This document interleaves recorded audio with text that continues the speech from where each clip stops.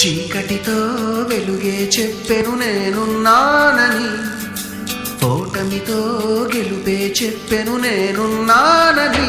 నేనున్నానని నీకేం కాదని, నిన్నటి రాతని మార్చేస్తానని.